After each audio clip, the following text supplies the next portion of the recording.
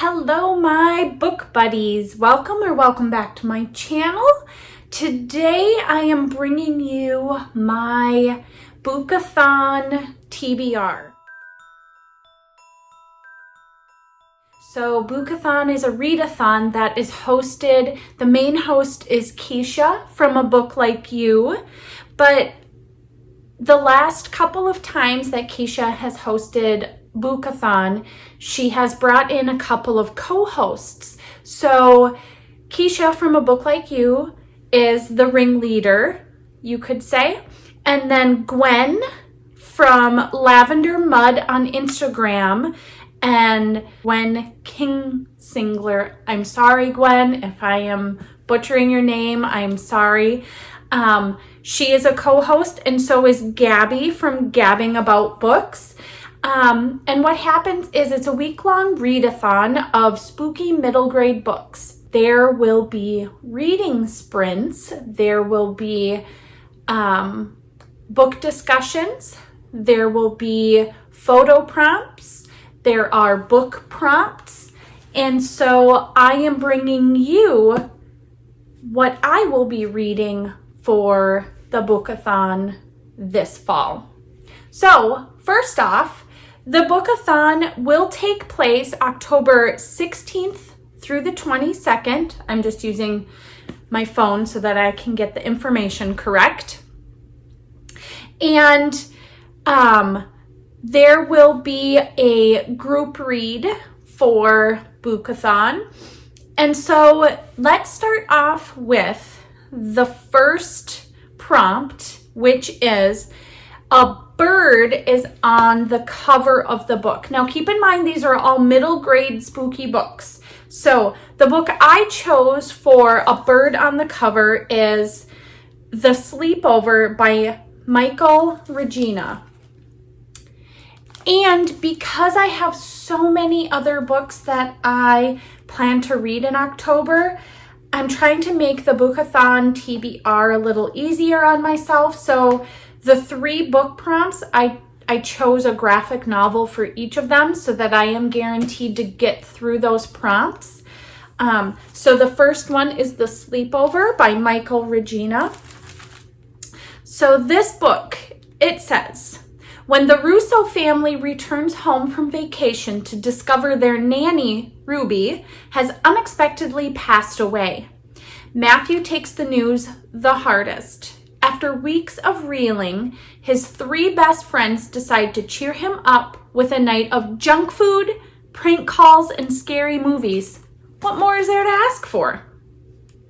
But their plans for an epic sleepover are jeopardized when Matt's single mother, unable to take any more time off from work, is forced to hire a new nanny on the spot to watch over Matt and his younger sister Judy.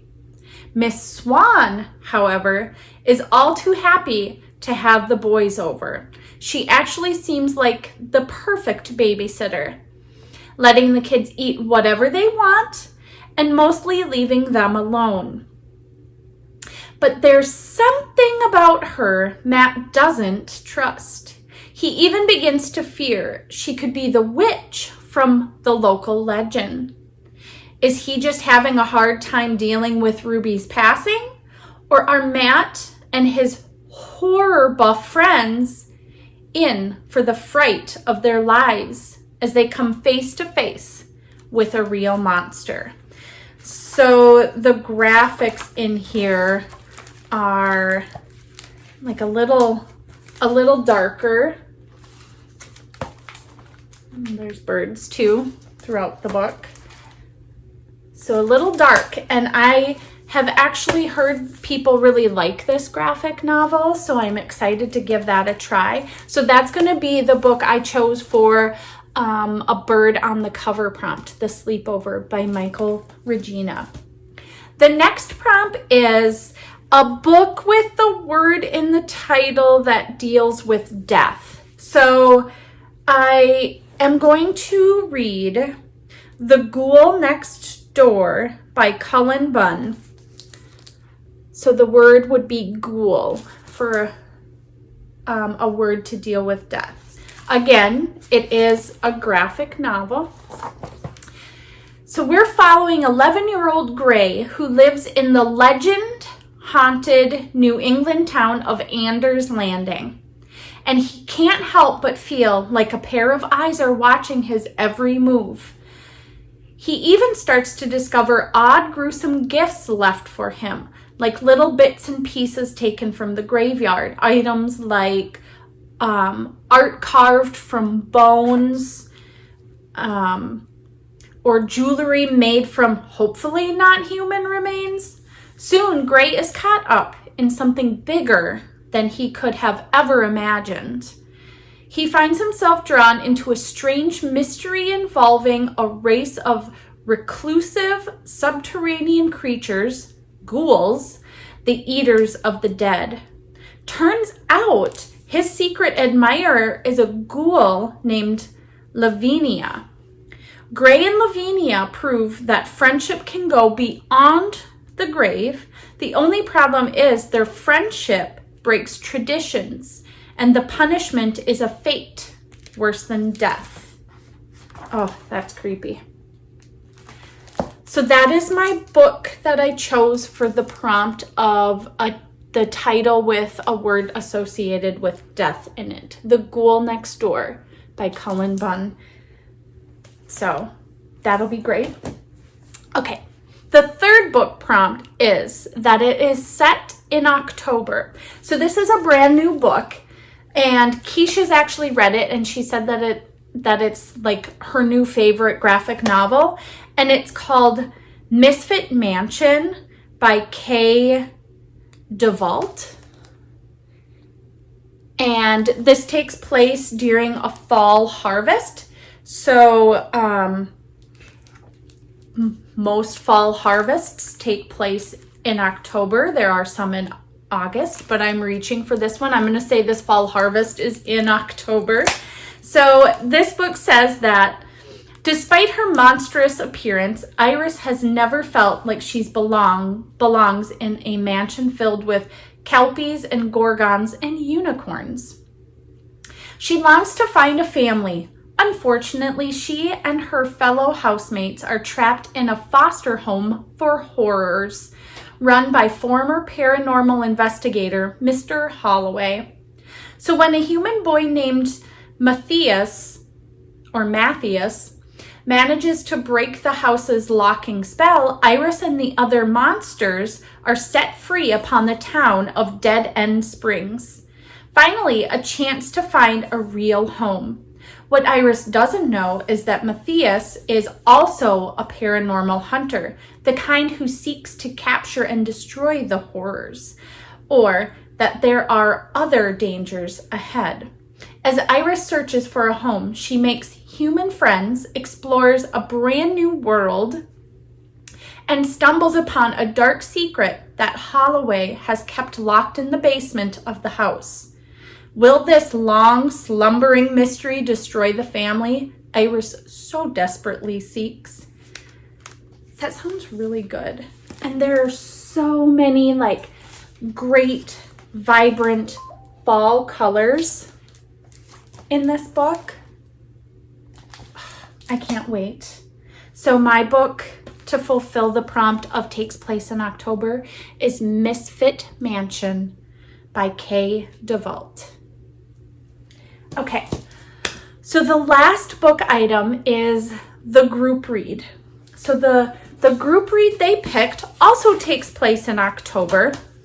Is called The Bellwoods Game by Celia Crampion.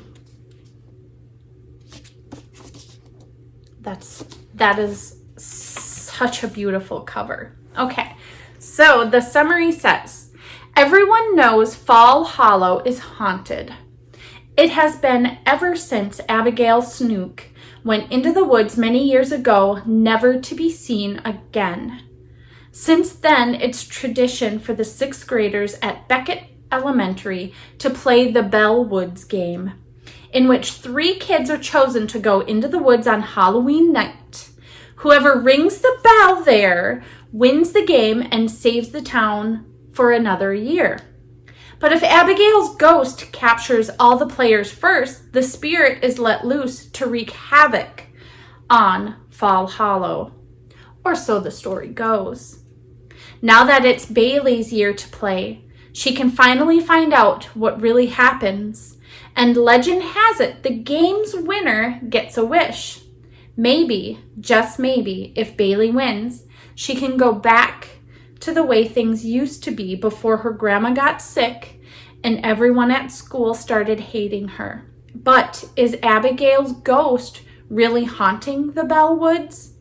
One thing's for sure, something sinister is at play, waiting for them all in the woods.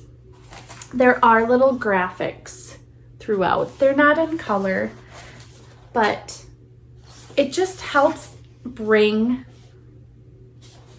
like the fall feel forward when you're reading. I love that in whimsical middle grade books, even the spooky ones. I love the little illustrations. So this is going to be the book read, The Bellwoods Game by Celia Crampion. So that is my Boookathon TBR for the 16th through the 22nd of October. There's also, for the Boookathon, Rachel from Happy Go Lovely Sleeves. She, for certain people during readathons, she'll make specific book sleeves and book corners, happy cozy corners for books. And this one it's called A Magical Toad. And I'm going to see if you can see what it looks like. So it's purple, and then it has pumpkins and these little toads that have witch hats on them, and there's little mushrooms. So there's also that if you want to order that from the Happy Go Lovely Sleeves. So I'm curious if you will be participating in this, or do you like spooky middle grade books? I'm interested in what your favorite spooky middle grade books are. And I also wanted to bring attention to my brand new hoodie. I love this company. I think I've mentioned them before. It's Piper and Ivy, and they have the most comfortable t-shirts and long sleeves and crew necks, and they just started making hoodies, which the hoodies I would say size up from what you normally get. I'm usually a medium, and I wish this was a large because it's a little tighter around the waist area, but they're so comfortable, and they have book themes. They also have plant themes, and I just love them. So my husband got this for my birthday. My birthday was October 6th, so it just says one more chapter, and it's a skeleton, and I just love it. So I'll leave a link below. Check out, they have so many fall options, and they just released their holiday t-shirts and everything collection, their holiday collection. So check them out. They always have specials going on, like 20%, 30% off. My husband got this for me because they were having a buy a new hoodie and get a free t-shirt. So they just always have great deals, and I've never had a complaint other than with the hoodie. I wish I would have known I needed a size more, but they are so comfortable. Give them a try. They're great. So thank you everybody for tuning in. I am not sure if I'm going to record during the Boookathon. I'm still learning how to do YouTube videos, and I'm just awkward still. So I don't know if I'll just post things on my Instagram, which is Renee in the Middle.